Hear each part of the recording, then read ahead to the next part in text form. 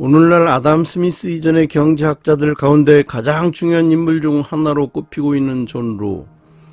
그러나 그는 한때 살인자로, 도박사로, 사기꾼으로 미시시피 버블과 프랑스 경제를 망친 주범으로 알려져 있었습니다. 존 로는 스코틀랜드 에든버러에서 금세공업자의 아들로 태어났습니다. 어릴 때부터 아버지를 도와 집안 사업에 참여하면서 은행업을 배웠는데 비범한 수학적 재능을 보였죠. 아버지가 돌아가신 후 스코틀랜드를 떠나 런던으로 건너간 그는 숫자에 대한 자신의 재능을 시험하고자 도박장을 드나들었고 얼마 지나지 않아 상당히 많은 돈을 모을 수 있었는데요. 그러다 명문가의 자제 존 윌슨의 여자친구를 장난삼아 희롱했다가 그의 결투 신청을 받아들이게 됐습니다. 그런데 결투에서 윌슨의 칼이 뽑히는 순간 로의 칼날이 먼저 움직였고 윌슨은 사망했습니다. 로는 고의적 살인에 의한 교수형을 선고받는데요. 나중에 과실치사에 의한 벌금형으로 감형됐어요. 이에 분개한 윌슨의 형이 항소를 제기했고 존 로는 감옥에 수감되었죠. 하지만 항소심 전에 존 로는 감옥을 탈출합니다. 그 후 수년간 유럽을 여행하면서 각 나라의 금융과 무역, 통화, 은행업에 대한 연구를 했습니다. 프랑스의 사부의 공작을 만난 자리에서 존 로가 말했습니다. 나는 현자의 돌이 가진 비밀을 알았습니다. 다름 아닌 종이로 금을 만드는 것입니다. 그러나 당시 그런 허황된 말을 믿을 바보는 없었죠. 1700년 29살의 나이로 고향 에든버러로 돌아온 존 로는 은행이 주화를 대체할 종이 화폐를 발행해야 한다고 주장했는데요. 그리고 그 종이 화폐는 국가가 가치를 보장하면 된다고 말이죠.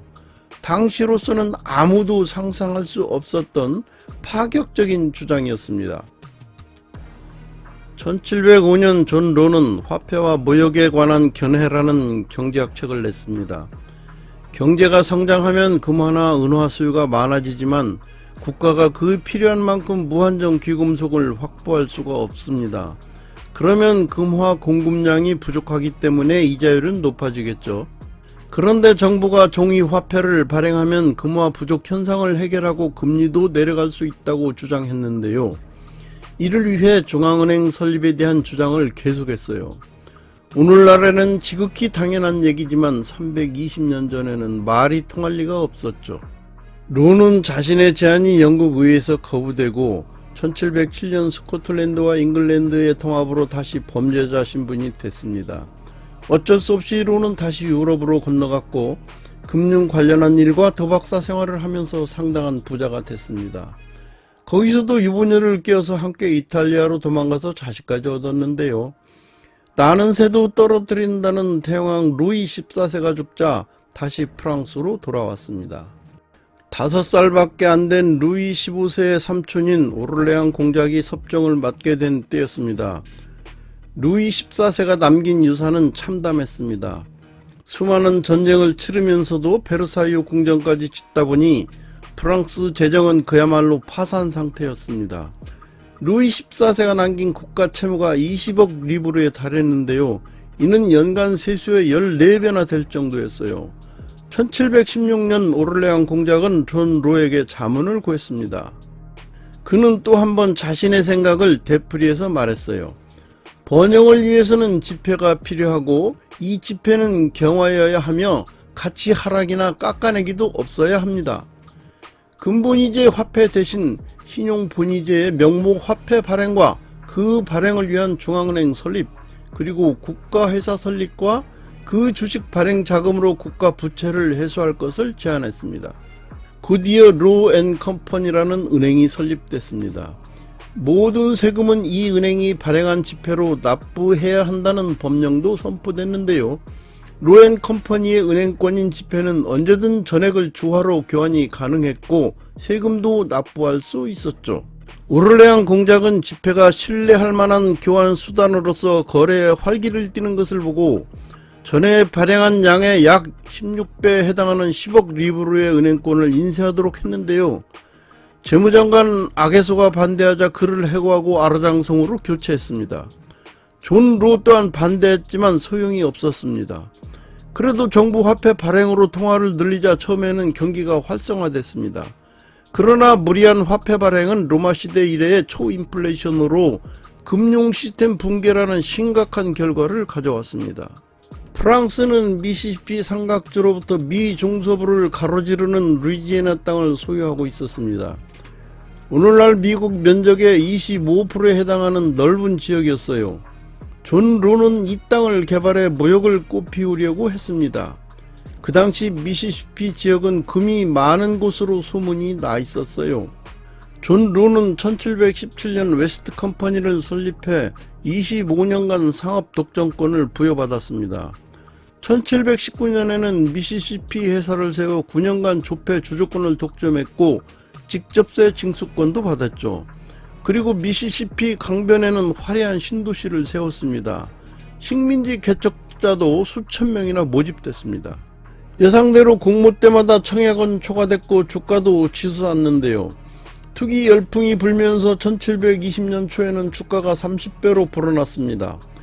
단기간에 엄청나게 많은 갑부들이 쏟아져 나왔어요. 푸주한, 빵가게 주인, 굴뚝청소부, 하녀들도 엄청난 돈을 벌었죠. 신흥 갑부를 가리키는 백만장자라는 말도 이때 생겨났습니다. 당시 한 투자자의 에피소드가 전해지고 있는데요. 그는 주식 가격이 오른 소식을 듣고 하인에게 250주를 팔아오라고 시켰죠. 하인이 시장에 나갔더니 그 사이에 주가가 올라서 무려 1만 리브르에 거래되고 있었어요. 처음 가격에 무려 67배에 달하는 금액이었죠. 하인은 집에 돌아와 주인이 기대했던 200만 리브르를 준 후에 짐을 꾸려서 나머지 50만 리브르를 가지고 도망치듯 프랑스를 떠났다는 흥미로운 얘기입니다. 한 번은 루이 15세의 조카인 콩티 왕자가 미시시피 신주식을 싸게 주고 경영에도 참여시켜 달라고 했는데요. 존 로는 당연히 이를 거부했죠. 그랬더니 화가 난 콩티가 2대의 마차에 지폐를 가득 싣고 와서 주화로 바꿔갔어요. 그 사건은 사람들의 마음에 작은 의심의 씨앗을 뿌렸습니다. 파국이 다가오고 있었습니다. 사람들은 조금씩 은행권을 주화로 바꿔가기 시작했어요. 총통화 공급량도 이미 4배나 많아졌습니다. 은행권 가치 하락을 예상해 금과 은으로 교환하려는 사람들이 나타났는데요. 주화는 점점 장롱 속으로 감춰지거나 나라 밖으로 빠져나갔습니다. 로 체제가 흔들렸다라는 소문이 파리에 돌면서 주가는 빠지기 시작했습니다. 로는 대폭락을 막고자 유통 중인 은행권을 절반으로 줄였죠. 급격한 통화 긴축은 경기 침체로 이어지죠. 대중들이 들고 일어났죠. 정부는 존 로의 조치를 취소했지만 체제에 대한 불신은 백약이 무효가 됐습니다.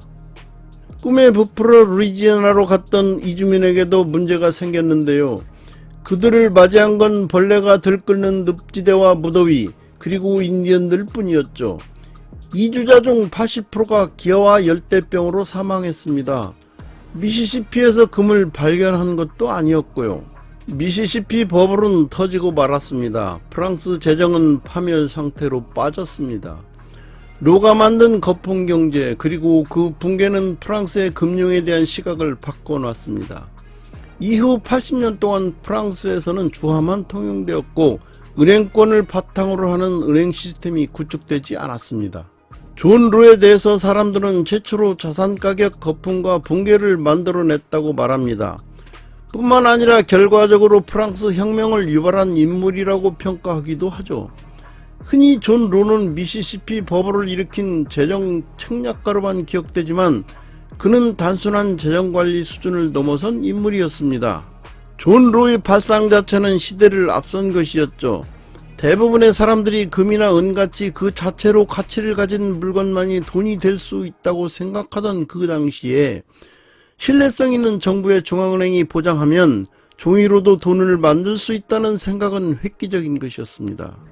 1688년 영국의 명예혁명 이후 윌리엄 3세와 영국 정부는 제임스 2세의 복권을 위한 전쟁에 대비하기 위해 전쟁 자금이 필요했어요.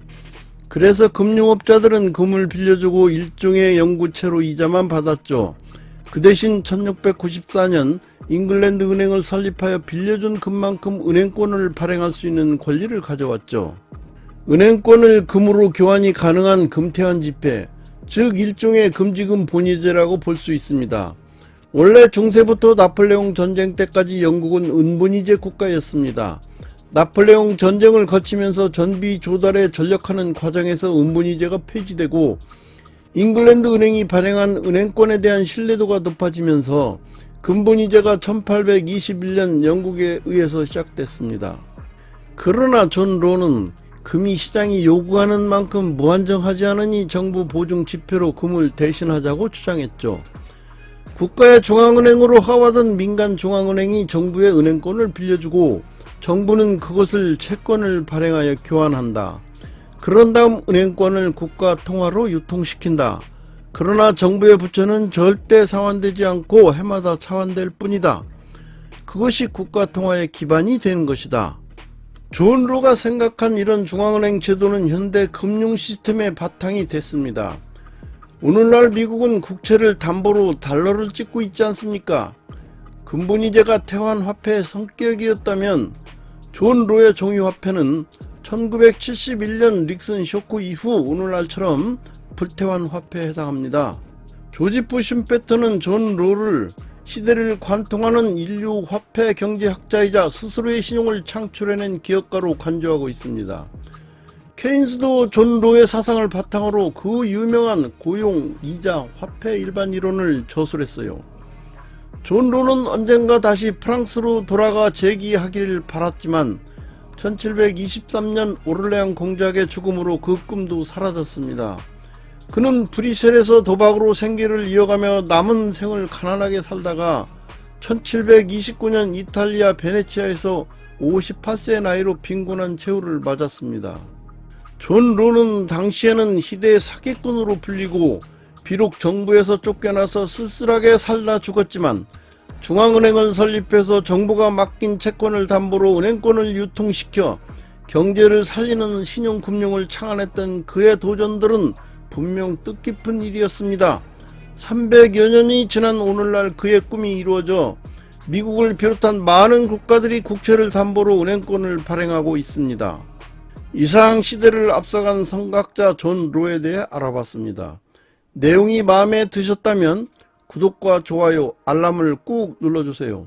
다음엔 더욱 좋은 자료로 여러분을 모시겠습니다. 감사합니다.